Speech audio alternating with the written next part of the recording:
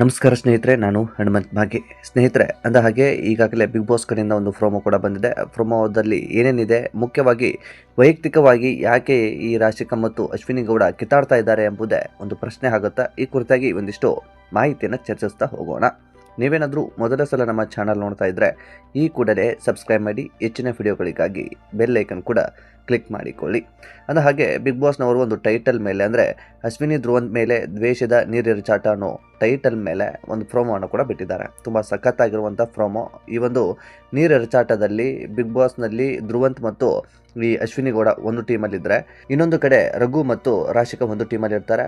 ಈ ಟಾಸ್ಕ್ ಆರಂಭವಾದಂಥ ಸಂದರ್ಭದಲ್ಲಿ ನೀರೆರಚಾಟದಿಂದ ಯಾರು ತುಂಬ ಹೊತ್ತು ತಡೆದುಕೊಳ್ತಾರೋ ಅವರು ವಿನ್ ಆಗುವಂಥ ಸಾಧ್ಯತೆ ಇರುತ್ತೆ. ರಾಶಿಕಾ ಮತ್ತು ರಘು ಒಂದು ಕಡೆಯಿಂದ ಆಡಿದ್ರೆ, ಅಶ್ವಿನಿ ಮತ್ತು ಧ್ರುವಂತ್ ಒಂದು ಕಡೆ ಆಡ್ತಾ ಇರ್ತಾರೆ. ಇದರಲ್ಲಿ ಯಾರು ವಿನ್ನರ್ ಆಗ್ತಾರೋ ಅವರು ಟಾಪ್ 6 ಸ್ಪರ್ಧಿಗಳ ಲಿಸ್ಟ್ನಲ್ಲಿ ಹೋಗಿ ಸೇರ್ಪಡೆ ಆಗುವಂಥ ಗೇಮಲ್ಲಿ ಆಡುವ ಸಾಧ್ಯತೆ ಇರುತ್ತೆ. ಹಾಗಾಗಿ ಈ ಒಂದು ಗೇಮ್ ಆರಂಭವಾಗಿರ್ತಕ್ಕಂಥದ್ದು. ಈ ಒಂದು ವಿಚಾರ ಏನೇ ಇರ್ಬೋದು, ಗೇಮ್ನ ವಿಚಾರ ಬಿಟ್ಟು ಸಿನಿಮಾ ಬಗ್ಗೆ ವಿಚಾರ ಬರುತ್ತೆ. ರಾಶಿಕಾ ಮತ್ತು ಅಶ್ವಿನಿ ಗೌಡ ಮಧ್ಯೆ ಒಂದಿಷ್ಟು ಮಾತಿನ ಚಕಮಕಿ ಆಗುತ್ತೆ. ಅಷ್ಟು ಸಿನಿಮಾ ಮಾಡಿದ್ದೀನಿ, ಇಷ್ಟು ಸಿನಿಮಾ ಮಾಡಿದ್ದೀನಿ ಅನ್ನೋ ಒಂದಿಷ್ಟು ಮಾತುಗಳು ಕೂಡ ಕೇಳಿ ಬರುತ್ತೆ.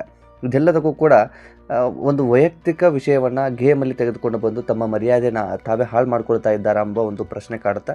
ಸೊ ಇವರು ಮಾತನಾಡ್ತಾ ಇರುವಂಥದ್ದು ಎಲ್ಲವನ್ನು ಕೂಡ ಉಳಿದ ಸ್ಪರ್ಧಿಗಳು, ಗಿಲ್ಲಿ ಆಗಿರ್ಬೋದು, ರಕ್ಷಿತಾ ಆಗಿರ್ಬೋದು, ಅದೇ ರೀತಿಯಾಗಿ ಕಾವ್ಯ ಆಗಿರ್ಬೋದು, ಎಲ್ಲರೂ ಕೂಡ ಇದನ್ನು ಅನುಭವಿಸ್ತಾ ಇರ್ತಾರೆ. ಸೊ ಅದೇನೇ ಇರಲಿ, ವೈಯಕ್ತಿಕ ವಿಷಯವನ್ನು ತೆಗೆದುಕೊಂಡು ಬಂದು ತಮ್ಮ ಮರ್ಯಾದೆಯನ್ನು ತಾವೇ ಹರಾಜು ಹಾಕಿಕೊಳ್ಳೋದು ಎಷ್ಟರ ಮಟ್ಟಿಗೆ ಸರಿ ಅನ್ನೋದು ಜನರ ಅಭಿಪ್ರಾಯ ಕೂಡ ಆಗಿದೆ.